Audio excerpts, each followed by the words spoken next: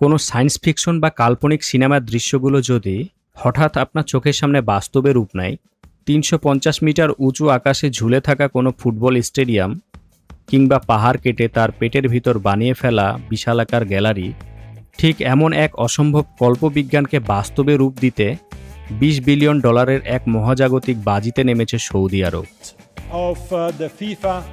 ২০৩৪ সালের ফিফা বিশ্বকাপকে ঘিরে তারা ফুটবল ইতিহাসকে এমনভাবে নতুন করে লিখছে যা দেখার জন্য হয়তো খোদ পৃথিবীও প্রস্তুত ছিল না। কিন্তু শুধু একটা ফুটবল টুর্নামেন্টের জন্য কেন এই বিশাল স্থাপত্য পাগলামি? তারা কি কেবল খেলার মাঠ বানাচ্ছে, নাকি এর আড়ালে লুকিয়ে আছে মানব ইতিহাসের সবচেয়ে বড় প্রকৌশল বিপ্লব? শুরুতেই আসা যাক সেই প্রজেক্টে, যা দেখলে মনে হবে পদার্থবিজ্ঞানের নিয়মগুলোকেই ছুঁড়ে ফেলে দিয়েছে সৌদি আরব। নিয়ম স্কাই স্টেডিয়াম মাটি থেকে প্রায় ৩৫০ মিটার উঁচুতে, অর্থাৎ মেঘের কোল ঘেঁষে ঝুলবে ৪৫,০০০ দর্শকের এক ভবিষ্যৎমুখী স্টেডিয়াম। সৌদির বহুল আলোচিত কাজঘেরা শহর দ্য লাইন এর চূড়ায় তৈরি এই স্টেডিয়ামে পৌঁছাতে কোনো ট্রাফিক জ্যাম পোহাতে হবে না। দর্শকরা মেঘ চিরে উড়ে আসবেন দ্রুত গতির হাই স্পিড ইলেকট্রিক পডে করে।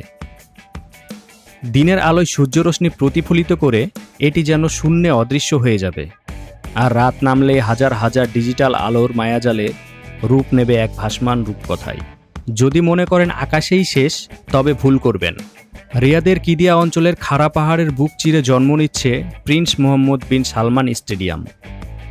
কোনো সমতল মাটিতে নয়, বরং আস্ত একটা পাহাড় কেটে তার পেটের ভিতর ২৩০০টি বিশালাকার শক্ত লোহার পিলার দিয়ে গেঁথে রাখা হচ্ছে এই আধুনিক স্টেডিয়ামটিকে। স্টেডিয়ামটির এক পাশ পুরোটা উন্মুক্ত, যেখানে বসে খেলা দেখার পাশাপাশি চোখে পড়বে রিয়াদ শহরের চোখ ধাঁধানো স্কাইলাইন আর প্রযুক্তি। মাত্র ৬ ঘন্টার মধ্যে এর পুরো মাঠের সবুজ ঘাস বদলে ফেলা যাবে কৃত্রিম কনসার্ট ফ্লোরে। এই পুরো মহাযজ্ঞের মূল কেন্দ্রবিন্দু হতে যাচ্ছে কিং সালমান ইন্টারন্যাশনাল স্টেডিয়াম। ৯২,০০০ উন্মাদ দর্শকের জন্য তৈরি এই দানবীয় স্থাপনাতেই অনুষ্ঠিত হবে ২০৩৪ সালের বিশ্বকাপের উদ্বোধনী ও ফাইনাল লড়াই।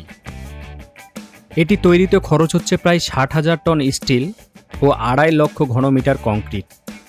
এর বাইরের দেওয়াল দিনের বেলায় মরুভূমির ধূলিকণার মতো অস্বচ্ছ থাকলেও রাতে ভেতর থেকে আলোর তীব্রতায় কাচের মতো স্বচ্ছ হয়ে ওঠে। আর বাইরে মরুভূমির ৪৫ ডিগ্রি চড়া রোদ থাকলেও ভেতরে সার্বক্ষণিক বজায় থাকবে হিমশীতল ২২ ডিগ্রি সেলসিয়াস তাপমাত্রা। প্রকৃতির প্রতিকূলতাকে জয়ের এক অদ্ভুত লড়াই দেখা যাবে বাকি স্টেডিয়ামগুলোতেও। যেমন সাগরের উপকূলে অবস্থিত আরামকো স্টেডিয়ামের বাইরে ৪০,০০০ অ্যালুমিনিয়াম প্যানেল সাগরের হাওয়ায় ঠিক ঢেউয়ের মতো দুলতে থাকে, আর পুরো স্টেডিয়ামটি ঠান্ডা রাখতে পাম্প করে আনা হয় সরাসরি সমুদ্রের পানি। অন্যদিকে সমুদ্রপৃষ্ঠ থেকে ২,২০০ মিটার উঁচুতে প্রায় মেঘের রাজ্যে নির্মিত হচ্ছে কিং খালিদ ইউনিভার্সিটি স্টেডিয়াম। হালকা বাতাসের কারণে খেলোয়াড়দের যেন অক্সিজেন বা শ্বাসকষ্টের সমস্যা না হয়, তাই পুরো স্টেডিয়ামটিতে কাজ করবে কৃত্রিম বায়ুচাপ নিয়ন্ত্রণ ব্যবস্থা। ভবিষ্যতের দিকে ছুটলেও নিজেদের শিকড় ভুলে যায়নি দেশটি। ১৯৮৭ সালের ঐতিহাসিক কিং ফাহাদ স্টেডিয়াম, যা মরুভূমির বেদুইনদের তাঁবুর আকৃতিতে তৈরি, সেটিকে ভেঙে ফেলা হয়নি, বরং বিশাল ২৪টি স্তম্ভের ওপরে থাকা সেই তাঁবুতেই বসানো হচ্ছে অত্যাধুনিক ডিজিটাল এলইডি ডিসপ্লে, যা ঐতিহ্য আর প্রযুক্তি এক অদ্ভুত ক্যানভাস তৈরি করবে। অনেকেই হয়তো ভাবছেন, শুধু ফুটবল খেলার জন্য এত $১ বিলিয়ন মাতামাতি কেন? আসলে তেলের রাজত্ব শেষ হয়ে যাওয়ার আগেই সৌদি আরব নিজেকে রূপান্তর করতে চায় বিশ্বের প্রধান পর্যটন ও বিনোদন কেন্দ্রে। ফুটবলকে অস্ত্র বানিয়ে তারা বিশ্বমঞ্চে নিজেদের ক্ষমতা আর অর্থনৈতিক প্রতিপত্তির জানান দিচ্ছে।